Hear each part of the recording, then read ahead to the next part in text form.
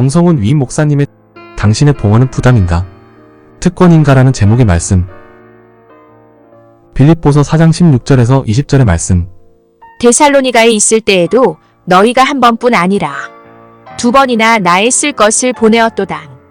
내가 선물을 구함이 아니요 오직 너희에게 유익하도록 풍성한 열매를 구함이라. 내게는 모든 것이 있고 또 풍부한지라 에바브로디도 편에 너희가 준 것을 받음으로 내가 풍족하니 이는 받으실 만한 향기로운 제물이요 하나님을 기쁘시게 한 것이라. 나의 하나님이 그리스도 예수 안에서 영광 가운데 그 풍성한 대로 너희 모든 쓸 것을 채우시리라. 하나님 곧 우리 아버지께 세세 무궁하도록 영광을 돌릴지어다. 아멘. 어느 교회에 벼락이 치면서 교회 지붕이 홀라당 불타버리는 일이 있었다고 합니다. 교회가 새로 지붕을 올리기로 작정을 하고 헌금을 부탁을 했다고 합니다. 모든 교인들이 교회를 아끼고 사랑하는 마음으로 작정 헌금을 했는데 유독 한 사람만 헌금을 하지 아니하고 가만히 있더라고 하는 것입니다. 그분이 평소에 헌금하는 일을 잘하지 않았다면 모르겠거니와 모범적으로 헌금을 하던 분이라 이상한 생각이 들어서 물어보았다고 합니다. 왜 모든 교인들이 다 작정하고 참여하고 있는데 왜 가만히 계시는 것입니까? 그러자 이분의 대답이 걸작입니다. 아무리 그래도 그렇지 자기 집에 불을 지르는 분에게 어떻게 헌금을 할 수 있겠습니까? 저는 한 푼도 낼 수 없습니다. 이유가 그럴듯하지 않습니까? 그런데 이분에게 한 가지 문제가 있습니다. 그것은 헌금을 드릴 이유를 찾는 대신에 헌금을 드리지 않을 이유를 찾고 있었다고 하는 것입니다. 우리가 헌금을 드릴 이유를 찾게 되면 헌금 드리는 일이 정말 귀하다는 생각을 하게 될 것입니다. 베푸신 은혜에 대해 감사하는 마음으로 헌금 드리는 일이 특권임을 알고 하나님 앞에 드리는 일이야말로 하나님께서 기뻐하시는 예물이 될 것입니다. 그러나 많은 경우에 우리는 헌금 드리는 일을 특권이라 생각하지 아니하고 부담으로 생각하는 분들이 없지 않아 있습니다. 물질을 가지고 살아가야 하는 우리의 삶이기 때문에 물질의 일부를 떼어 하나님 앞에 드린다라고 하는 것은 생각처럼 그렇게 쉬운 일이 아닐 것입니다. 많은 분들이 헌금을 드리는 일에 있어서 부담으로 생각하는 일들이 없지 않아 있습니다. 물론 특권으로 생각하면서 헌금 드리는 일에 늘 앞장서고 헌금 드리는 일을 기쁨으로 감당하시는 분들이 없지 않아 있습니다. 이라고 하는 사람이 쓴 헌금의 기쁨이라는 책이 있습니다. 원 제목은 Fields of Gold, 황금의 들녘이라는 작은 책인데 이 책에서 그는 이렇게 말합니다. 진정한 헌금은 압력에 의해서 드리는 것이 아니라 기쁨으로 드리는 것이 되어야 한다. 프레셔가 되어서 압박감에 못 이겨서 부담스럽지만 할 수 없이 해야 되는 그런 차원에서 드리는 헌금은 하나님께서 기뻐하시는 헌금이 아니다.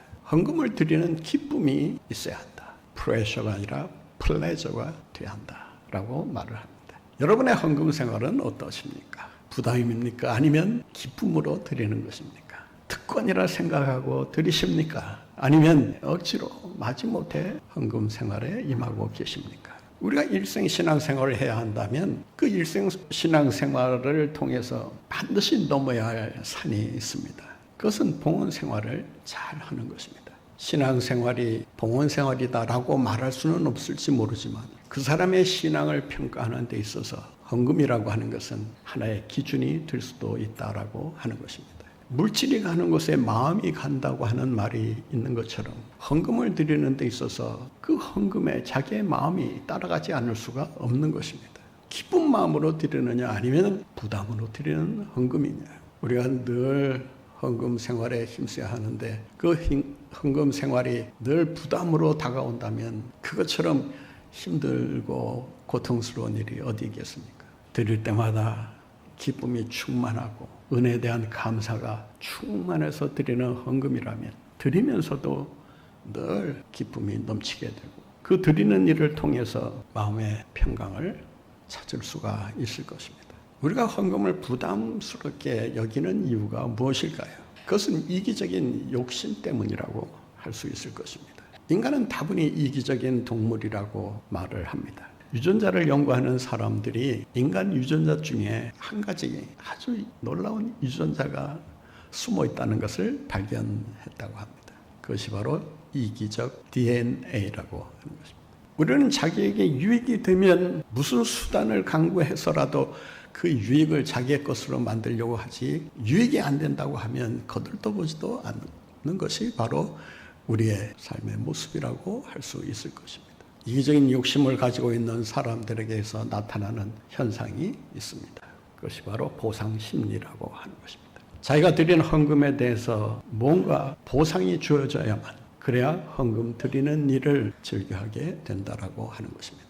아무런 보상이 없다 생각이 된다고 하면 헌금 드리는 일 또한 큰 부담으로 느껴질 수밖에 없을 것입니다. 내가 헌금을 드리면 뭔가 내 사업이 좀 잘 풀리고 아이들의 문제도 잘 해결되고 가정에 좀 평화가 있고 모든 면에서 행복이 주어질 것으로 생각을 하기 때문에 사람들은 봉헌을 하는 데 있어서 보다 기복적인 생각을 가지고 봉헌에 임하게 됩니다. 이런 보상심리나 기복적인 생각을 가지고 봉헌하게 되면 그 봉헌이 자기 위주의 봉헌이 되기 때문에 하나님께서 받으시느냐 받지 않으시냐라고 하는 것은 상관없이 그저 자기 만족에 겨워서 헌금하는 경우가 있다는 것입니다. 헌금 생활이 부담으로 느껴지는 또 하나의 이유가 있습니다. 그것은 미래에 대한 불안 때문입니다.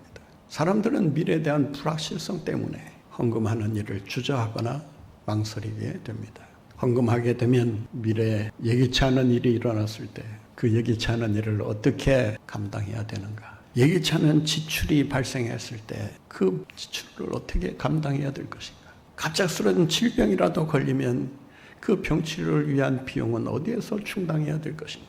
뭐 이런저런 염려로 인해서 사람들은 헌금하는 일을 주저하게 됩니다. 미래에 대한 불안을 가지고 헌금하는 사람들에게서 나타나는 증후군이 있습니다. if 신드롬입니다. 만약운이라고 하는 것인데 이 사람들은 만약에 일어날지도 모를 일을 생각하면서 불안해하는 것입니다. 경제 불황이 닥치면 어떻게 하는가? 내 사업이 지금은 그런 대로 잘 되고 있지만 사업이 내리막길을 걷게 되면 어떻게 될 것인가? 하는 일이 실패하면 어떻게 될까? 이런저런 만약에 대한 신드롬으로 인해서 헌금하는 일을 주저하게 됩니다. 미래에 대한 불안은 주님께 모든 미래를 맡김으로써 해결될 수 있다는 것을 알아야 합니다. 인간의 만약이라고 하는 생각은 끝이 없습니다. 하기 시작하면 꼬리에 꼬리를 물고 걱정이 걱정을 낳고 염려가 염려를 낳기 때문에 불안이 불안을 일으키는 이런 상황 속에서 결코 마음의 안정을 차지할 수가 없다라고 하는 것입니다. 이런 미래에 대한 불안이 우리로 하여금 헌금에 대한 생각을 잘못하게 만드는 그러한 원인이 될 수 있다라고 하는 것입니다. 헌금을 부담으로 생각하는 또 하나의 이유가 있습니다. 그것은 결핍 심리 때문에 그렇습니다. 세상에는 두 종류의 사람이 있습니다. 풍요의 심리를 가지고 사는 사람이 있고 결핍의 심리를 가지고 사는 사람이 있습니다. 결핍의 심리를 가지고 사는 사람은 헌금하는 일에 있어서도 자기 주머니가 빈다는 생각을 하기 때문에 헌금 드리는 일에 부담을 가지게 됩니다. 그러나 풍요의 심리를 가지고 사는 사람은 내가 헌금을 드리더라도 그 헌금에 대해서 하나님이 더 큰 축복으로 주실 것이라고 하는 이런 믿음을 가지고 접근하기 때문에 이런 사람들은 헌금을 하는 데 있어서 부담으로 생각하지 아니하고 특권으로 생각하고 나아갈 수가 있다고 하는 것입니다. 오늘 본문 말씀에 보면 바울은 풍성이라고 하는 단어를 여러 차례 사용하면서 나는 풍족하다. 오늘 본문 말씀을 한번 다시 보시겠습니다. 17절 말씀 보겠습니다. 내가 선물을 구함이 아니요 오직 너에게 유익하도록 풍성한 열매를 구함이라. 18절 보세요. 내게는 모든 것이 있고 또 풍부한지라. 에바브로디도 편에 너희가 준 것을 받음으로 내가 풍족하니 풍족하다. 이 어번던스 멘탈리티가 있어야 그래야 우리가 헌금을 특권으로 생각하고 행할 수가 있다라고 하는 것입니다. 헌금을 손해라고 생각하는 한 그 사람은 헌금에 대해 부담을 가질 수밖에 없습니다. 여러분 한번 생각해 보세요. 씨를 뿌리는 농부가 씨를 다 뿌려놓고 자기가 빈손을 바라보면서 야, 씨가 하나도 없구나. 나는 이제부터 빈털털이구나. 여러분, 이런 식으로 생각하는 농부 있습니까? 없어진 씨앗을 보는 것이 아니라 심겨진 씨앗들을 보면서 머지않아 추수 때에 풍성한 열매를 거둘 것을 생각하면서 씨 뿌리기를 잘했다. 이런 생각으로 살지 않겠습니까? 헌금도 추수의 원리와 대동소이하다라고 할 수 있습니다.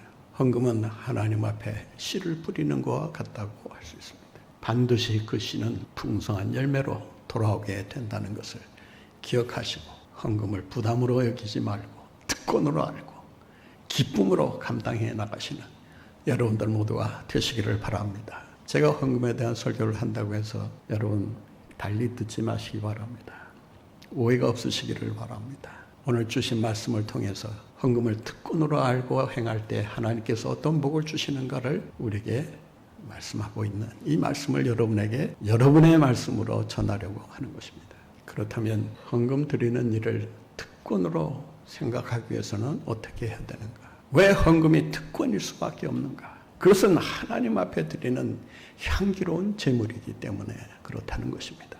오늘 본문 말씀에 보면 구약에 있었던 제물 의식을 예로 들면서 너희가 드리는 헌금은 하나님께서 기뻐하시는 향기로운 제물이다. 오늘 본문 말씀을 한번 다시 보시겠습니다. 본문 말씀 18절입니다. 내게는 모든 것이 있고 또 풍부한지라 에바 부르디도 편에 너희가 준 것을 받음으로 내가 풍족하니 이는 받으실 만한 하나님이 받으실 만한 향기로운 제물이요 하나님을 기쁘시게 한 것이라. 여러분, 여러분의 헌금은 향기로운 제물이 되어 하나님 앞에 드려지는 줄로 믿습니다. 우리가 드리는 헌금, 여러분 가볍게 여기서는 안 됩니다. 많든 적든 그것이 우리의 마음을 다해 바치는 헌금이라면 하나님께서 기뻐하시고 향기로운 제물로 받아주시는 줄로 믿습니다. 향기로운 제물이라는 이 사실을 생각할 때 우리는 헌금이 특권임을 알게 됩니다. 왜 헌금 드리는 일이 특권인가? 오늘 본문에 보면 그 이유를 이렇게 말합니다. 헌금을 드림으로써 복음에 참여하는 특권을 누리기 때문이라고 하는 것입니다. 본말씀 16절을 한번 보겠습니다. 데살로니가에 있을 때에도 너희가 한 번뿐 아니라 두 번이나 나에 쓸 것을 보내었도다. 17절 보세요. 내가 선물을 구함이 아니오 오직 너희에게 유익하도록 풍성한 열매를 구함이라. 바울은 빌립보 교회에 그 헌금을 통한 그 후원이 그의 복음 사역에 얼마나 큰 힘이 되었는가를 말하면서 헌금해 준 빌립보 교회에 대해서 감사하는 인사를 하고 있는 것입니다.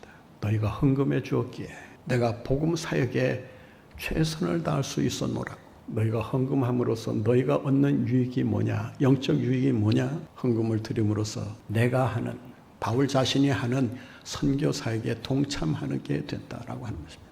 여러분 놀라운 그 비밀이 여기에 숨어 있습니다. 여러분이 헌금을 드릴 때 교회가 하는 복음 사역을 통해서 구제면 구제, 봉사면 봉사, 또 섬김이면 섬김, 또 선교면 선교, 전도면 전도, 교육이면 교육. 여러분이 헌금함으로써 이 교회가 행하고 있는 교육사업, 전도사업, 선교사업, 이 모든 사업에 동참하게 된다라고 하는 것입니다. 꼭 이 점을 잊지 마시고 여러분의 헌금이 주님의 영광을 위해 쓰여진다는 것을 기억하시고 헌금 내는 것을 특권으로 알고 여러분 힘써 주님 앞에 드리는 일에 힘쓰시기를 바랍니다. 복음이 특권인 이유가 또 하나 있습니다. 하나님께서 자신의 큰 손으로 우리의 필요한 것을 채워주시기 때문이라고 하는 것입니다. 하나님의 손으로 우리의 부족한 것을 채워주신다는 이 사실을 우리가 깨닫기만 하면 헌금 드리는 일이 얼마나 큰 특권인가를 알게 됩니다. 우리는 드림으로써 하나님의 축복을 기대할 수 있게 됩니다. 오늘 본문 말씀 19절에 보면 사도 바울은 헌금을 드리는 일을 통해서 하나님께서 어떻게 복 주시는가를 약속으로 우리에게 전하고 있습니다. 본문 말씀 19절을 한번 보겠습니다. 나의 하나님이 그리스도 예수 안에서 영광 가운데 그 풍성한 대로 너희의 모든 쓸 것을 채우시리라. 아멘. 이런 말씀에는 좀 힘있게 좀 아멘 하셔도 돼요. 얼마나 놀라운 특권입니까? 하나님의 큰 손으로 복 주신다는데 여기서 풍성한 대로라고 하는 이 단어에 우리가 초점을 맞출 필요가 있습니다. 하나님이 복을 주시는데 풍성한 대로 주신다. 여기서 풍성한 대로라고 하는 말은 영어 번역을 보게 되면 according to God's riches, 하나님의 부요함을 따라, 하나님의 부요함을 따라, 풍성함을 따라, 다른 말로 하면 하나님의 큰 손으로 말미암아 이러한 축복을 주시겠다 말씀합니다. 여기서 채우리라 라고 하는 말은 미래형입니다. 반드시 하나님께서 이 약속을 지켜주신다라고 하는 그런 말씀이라고 할 수 있습니다. 여러분 본문 말씀 다시 한번 보겠습니다. 나의 하나님이 그리스도 예수 안에서 영광 가운데 그 풍성한 대로 너희 모든 쓸 것을, 나의 모든 쓸 것을, 여러분은 이렇게 고백하셔야 되겠죠. 나의 모든 쓸 것을. 여러분 하나님께서 주시는 이 풍성한 복은 부분적인 것이 아닙니다. 모든 쓸 것입니다. 육신적인 것이든 영적인 것이든 여러분의 모든 필요를 따라 쓸 것을 채워주시는 줄로 믿습니다. 여러분 주님은 풍성하신 하나님이십니다. 여러분 부자가 아닙니다. 여러분이 잘 아는 락펠러가 어떻게 해서 당신은 부자가 됐습니까? 세계적인 부자가 된 이유를 기자가 물었을 때 그가 뭐라고 대답했는지 아십니까? 나는 세상에서 제일 큰 부자이신 하나님을 만났기 때문입니다. 부자이신 하나님을 만났기 때문에 자기가 하나님의 축복으로 그런 부를 누리게 됐다는 것입니다. 여러분 우리 주님은 부자이십니다. 세상 만물을 다스릴 뿐만 아니라 소유하고 계시는 분이십니다. 풍성하신 하나님께서 여러분이 구할 때 여러분 안 주실 것이 뭐가 있겠습니까? 모든 쓸 것이라고 말합니다. 모리나가 주식회사 대표로 계셨던 조기원 장로님이 계십니다. 이 모리나가라는 그 상호는 발모제를 파는 회사인데 모리나가의 모자가 털 모자를 씁니다. 그래서 모리나가 털이 난다, 머리가 난다 그 말이에요. 그분이 간증입니다. 또 신천 세브란스 병원을 증축할 때 그때 책임자로 일했다고 합니다. 그런데 목재 작업을 철거하는 도중에 목재가 무너지면서 몸이 중심을 잃고 뒤로 떨어지게 되었다고 합니다. 상당한 높이에서 떨어지면서 어디에 가서 몸이 박혔냐 하면은 이 철근이 이렇게 솟아있는 그 위로 떨어져서 만신창이가 되었다고 합니다. 장을 세 군데나 파열이 돼서 수술을 했고 한 군데는 더 이상 손을 쓸 수가 없을 정도로 상해서 도저히 치료가 불가능한 상황에서 그냥 덮어버렸다고 합니다. 모든 것이 끝났구나라고 하는 생각이 자기 마음에 들면서 살 길은 오직 하나님밖에 없겠구나. 하나님만이 살려주실 수 있겠구나. 그때부터 작은 믿음이지만 하나님께서 자기를 살려주실 것을 믿고 간절히 매달려 기도하게 되었다고 합니다. 산동네 작은 50명이 모이는 교회 등록을 하고 새벽 기도부터 시작해서 교회 전도하는 일, 또 교회 청소하는 일, 이 모든 일을 도맡아서 혼자서 감당하면서 기도하게 되었다고 합니다. 하나님 한 번만 살려주시면 제가 주님 죽도록 충성하겠습니다. 여러분 어디서 한번 들어본 그런 기도 아닙니까? 살려만 주시면 제가 주님을 위해서 평생 일하겠습니다. 그런데 그 교회에서 건축 헌금을 하게 되었는데 여러분 오해하지 말고 들으세요. 이렇게 하라는 게 아니라 그분의 신앙이 그랬다 그 말입니다. 빚을 내서 5천만 원을 헌금합니다. 당시 5천만 원이면 오늘날 그 환율로 계산하게 되면 거의 2억에서 3억 정도 되는 큰 돈입니다. 그 돈을 자기 돈을 헌금한 것이 아니라 빚을 내서 헌금했으니 여러분 주위의 친척들이나 자기를 아는 사람들이 이 사람을 보면서 뭐라고 했겠습니까? 저 예수에 미쳐도 단단히 미쳤구나. 어떻게 감당하려고 빚을 내서 저렇게 큰 돈을 헌금한단 말인가?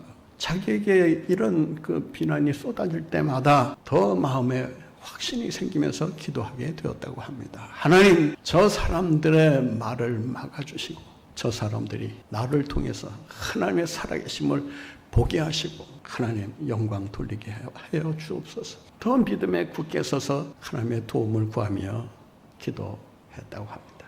그러면서 그가 이런 기도를 드렸다고 합니다. 하나님, 제가 이제 은행에 빚도 지고 빈털터리로 살아갈 수밖에 없는 이런 상황에서 제가 앞으로 무슨 일을 해야 되겠습니까?